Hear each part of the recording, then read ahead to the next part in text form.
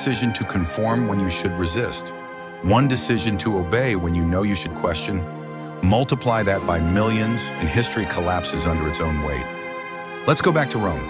The empire didn't fall overnight. It rotted from within, its people distracted by bread and circuses, its leaders consumed by greed, its spirit hollowed out long before the barbarians arrived. The fall of Rome was not an event, it was a process. And if you look closely, you can see the same process unfolding today. We drown in endless entertainment while ignoring crises. We consume more than we create. We argue over trivialities while the foundations of our societies tremble. And like Rome, we think ourselves invincible until the walls collapse. But Rome is only one example. Consider Babylon, once a city of unimaginable grandeur, its hanging gardens a wonder of the world. Its rulers believed their walls would last forever, their power untouchable. Yet arrogance and corruption hollowed it out, and it too fell into ruin. Or think of the Weimar Republic, freedom and creativity flourishing, art and culture exploding with life. And yet beneath it, instability, bitterness, and fear. That fear paved the way for one of the darkest tyrannies in human history. Even in recent memory, we see echoes of the same cycle. The Soviet Union, born from the dream of equality, collapsed under the weight of oppression and economic failure. The nuclear age, promising unlimited energy, also threatened total annihilation. Even our environmental crises follow the same pattern. Progress that poisons its own foundation. The very success of industrialization now threatens the planet's stability.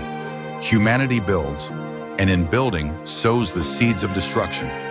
Machiavelli observed that people prefer stability under corrupt rulers than uncertainty under freedom. He wasn't celebrating this, he was warning us. Tyrants rise because people invite them in. Collapse happens because people stop resisting it. And here's the terrifying part. Maybe we want collapse. Maybe destruction is not just our curse, but our secret craving. Think about the stories we love.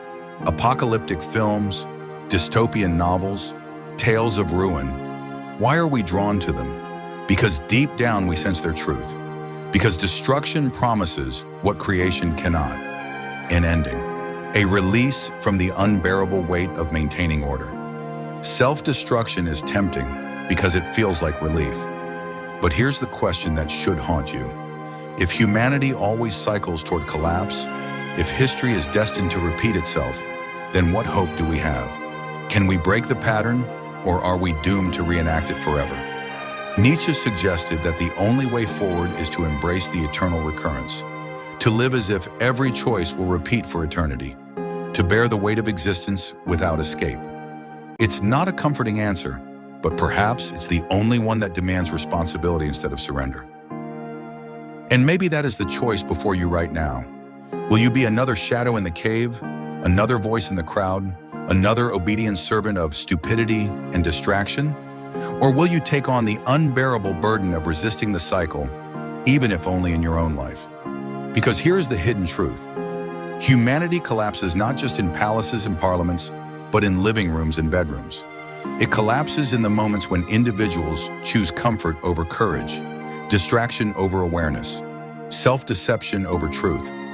Civilization is nothing more than the sum of these choices. And so I leave you with this question, not to answer quickly, but to let it burn inside you. Are you building or are you destroying? Because whether humanity survives its next collapse may depend, in some small but real way, on how you answer.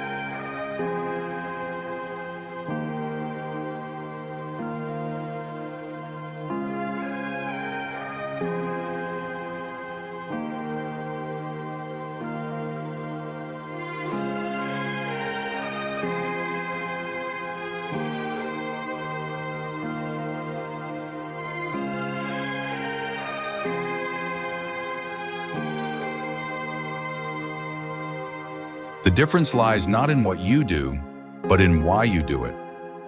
The practice of enough, imagine waking up tomorrow and asking not, how can I improve today? But, what is already enough in my life? This question changes everything. Instead of scrolling through social media comparing yourself to others, you pause and notice the sunlight spilling into your room. Instead of obsessing over the future, you taste the warmth of your morning coffee. Instead of punishing yourself for not doing enough, you recognize that breathing, existing, and being alive is already extraordinary. Epicurus would smile at this. He believed that if you have bread, water, and friendship, you already have all you need to be happy. Seneca would agree. He wrote that true wealth is not found in endless acquisition, but in learning to desire less, and maybe in our chaotic, competitive, overstimulated modern world. The most radical act is not to become better, but to become still, to declare, this moment is enough, I am enough conclusion. The liberation from the treadmill. We began with a paradox. Self-improvement promises happiness, yet often makes us unhappy. It promises freedom, yet often enslaves us. It promises fulfillment, yet leaves us empty. But the way out is not to abandon growth. It is to transform it, to grow not from fear but from love, to seek not perfection but authenticity, to measure not progress but presence. The greatest act of self-improvement may be the act of self-acceptance. The moment we step off the treadmill and realize that happiness is not waiting at the horizon, it is here now in the imperfect, messy, ordinary reality of life. So the next time you feel the pressure to fix yourself, remember, you are not a problem to be solved. You are a life to be lived. And maybe, just maybe, the moment you stop trying so hard to be better is the moment you finally become free.